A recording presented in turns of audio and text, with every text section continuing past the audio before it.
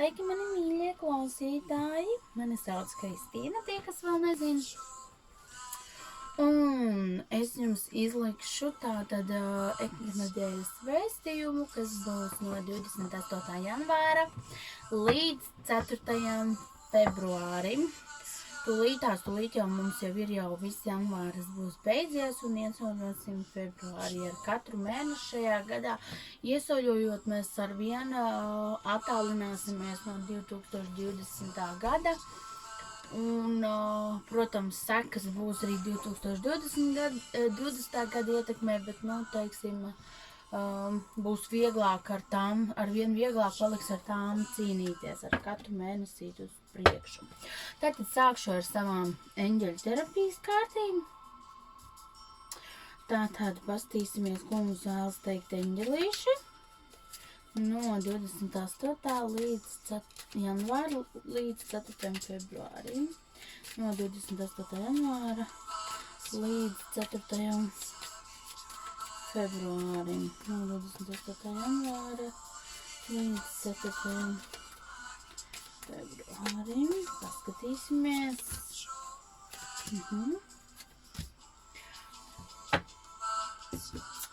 Tātad šajā nedēļā visiem tiem, kas jau apzinās, un iespējams, ka ir arī kāds cilvēks, kas vēl to neapzinās, bet šajā nedēļā ir iespējams katram ieskatīties un atrast savas līdera spējas.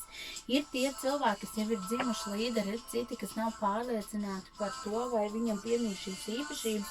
Tātad nākamā nedēļā tās vairāk ir jāatrod sevi, un tās arī būs tāds valdonīgā kā tāda enerģija tiem cilvēkiem, kad nākamā nedēļā izpaudīsies tieši šie te līderi, tie, kas ir ar līdera dotībām, dabīgi doti līderi, tātad, ja. Tad jāpievēršās ir arī tātad attiecībām. Tas, kādas aktivitātes mēs šajā kāds ir tas aktivitātes līmenis šī brīža attiecībās un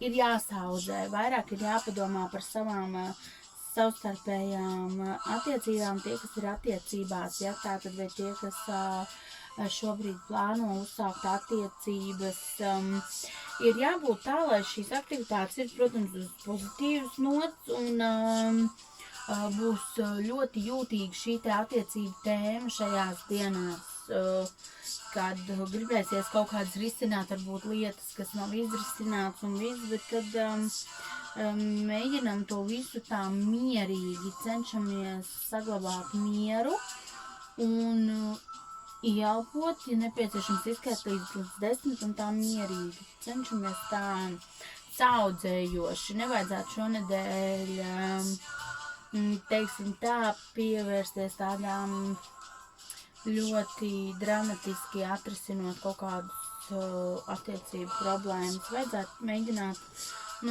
izdomāt, kā mēs to varam izdarīt tādā mierīgākā ceļā. Tātad ir arī vēl kroņa čakra, ja? Jāpievērš uzmanība, tas ir visām idejām, kas atnāk pie jums ziņām. Ziniet, citreiz tas atnāk caur sapņiem, citreiz tas atnāk caur lūkšanām. Šī ir ļoti laba nedēļa, lai tātad nodotos arī lūkšanām, jo visums mūs vienmēr dzird, bet tad, kad mēs kaut ko lūdzam, vislabāk ir to formulēt tieši tā, nevis es lūdzu, es vēlos, lai man viss ir labi, bet vislabāk būtu, ja jūs konkrēti palūgtu, lūdzu, lai man ir labi attiecībās ar to un to cilvēku, lai man ir laba sadzīve ar to un to, vai lai manā darbā tādā un tādā amatā viss izdodas, un formulēt, teiksim, to visu tā konkrētāk, jo visums mūs dzird vienmēr, bet viņam vieglāk mums ir dot, un tad arī viņš precīzi mums iedos to, ko mēs lūdzam, jo, ja mēs lūdzam tā vispārīgi, nu viņš kaut kur var iedot, bet varbūt ne tajā, kur jūs to vēlaties tēmā. Un tad jums liksies, nu, viņš mani nesadzirda. Tāpēc pēc iespējas ir vairāk jālūdz tieši konkrēti kaut ko, ko mēs vēlamies konkretizēt. Pievēršam, jā, tātad arī savām idejām. Idejas var dzimt ļoti labas, jaunas. Un tātad uz priekšu, jā, jo arī šis līderisms šeit izpaudīsies, ka tie, kas būs tādi, kam dzims tās idejas un piemeklēs sev tās līderi īpašības, atradīs sevi šo te līderi, būs viegli, teiksim tā, panākt to, lai šī te ideja nonāktu tālāk nekā tikai par ideju. Tātad tie ir eņģelīši. Un tātad paskatīsimies, ko mums vēlas teikt tarokārtis. Tātad laika posmā no 28. janvāra līdz 4. februārim. Ko mums vēlas teikt tarokārtis? No 28. līdz tātad.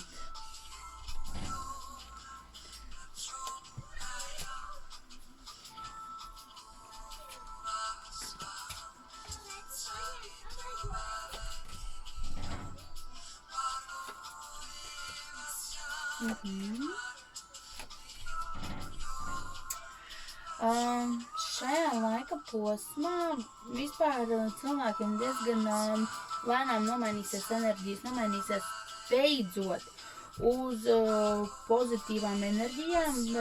Ļoti valdošas būs vīrišķās enerģijas šonedēļ. Ziniet, tādi vīrieši, kas aktualizēsies, tādi spēcīgie vīrieši valda un skalda. Ļoti aktivizēsies šo te vīriešu īpašības, un šādi vien vīriešiem ieteiktu tieši savus šīs līderi īpašības izmantot darbības sfērā un jauno ideju sfērā, ņemot vērā iepriekšējās kārtis, mazāk izmantot šo te runu par attiecībām, jo attiecības šodien ir jāsaudzē, vairāk izpaudiet to kaut kādās vīrišķīgākās nodarbēs, nevis risinot, piemēram, attiecības ar sievu vai draudzeni. Tas būtu tā. Šonedēļ mēs svinēsim arī tādas mazas uzvariņas. Uzvaras iespējams par sevi vai kaut kādas citas tādas nelielas. Senāk mēs šobrīd nevaram, bet būs, ziniet, tādas, un tā varbūt arī uzvara par sevi vai kaut kāds labs, pozitīvs atrisinājums kaut kādai tēmai, kas ir bijusi sasāpējusi, jo emocijas katrā ziņā mums pāriet beidzot, pēc ļoti ilgiem laikiem es redzu, ka mums tādas, tiešām jaunas parādās patīkamas emocijas nākamajā nedēļā. Ļoti jāpievērš uzmanība ir savai intuīcijai. Tas arī atbild par to, ko eņģeļi teica par tām idejām.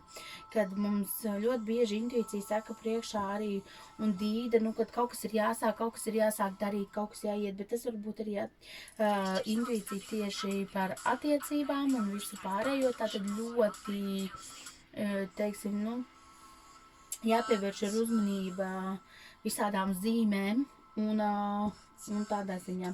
Nākamā nedēļā vēl ir ļoti liela iespējamība uz grūtniecību, ja?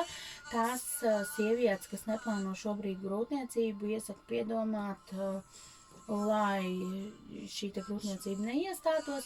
Tās sievietes, kas ir tieši otrādi nobriedušas un vēlētos bērniņu, šis ir labs laiks, lai to sākt darīt, un ja ne darīt, tad vismaz sākt plānot. Jo ļoti labs laiks, bet labs laiks arī ne tikai plānošanai, bet darīšanai. Būs cilvēki, kas iegriezīs savu laimesratu un beidzot sāks iet uz turieni, kur viņam ir jāiet. Ja viņš pietos visus savus līderiskās spējas, savus pozitīvās emocijas, intuīciju, un, ziniet, ar tādu entuziasmu un spēku un laimi iet uz priekšu, viņam viss izdosies, viņam viss sanāks.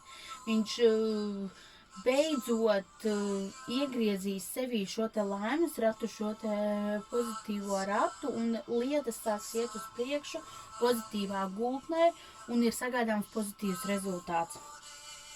Tas varbūt arī par kādu ideju, ko jau sen esat plānojuši, un beidzot jūs sāksiet izpaust šīs līderu spējas un attīstīsiet viņu, un viņa jums nes tātad patīkamas emocijas, tātad arī patīkamu iznākumu, jā.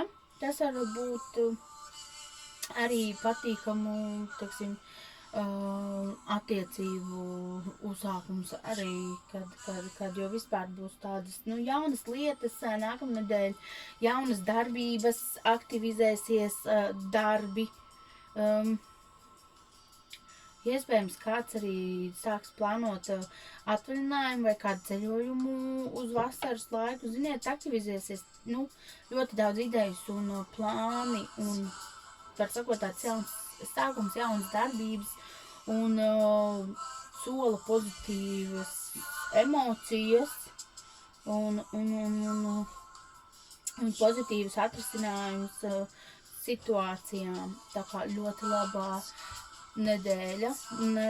Šoreiz tiešām ļoti sen nav bijusi tik pozitīvas kārtas kā šonedēļ. Pilnīgi pašai prieks un, zinat, gribas kaut ko ieviest jaunu, vēl kaut ko domāt un darīt un visu pārējo. Paldies jums, mani mīļie, ka jūs mani klausījāties, ja? Šis šodien no manis būs viss. Šis šodien no manis būs viss. Tātad, lai jums veiksmīga tātad šīs nedēļas beigas un nākamās nedēļas sākums, lai jums visi izdodas. Un paldies, ka klausījāties man un tiksimies nākamās nedēļas izlikumā. Atā!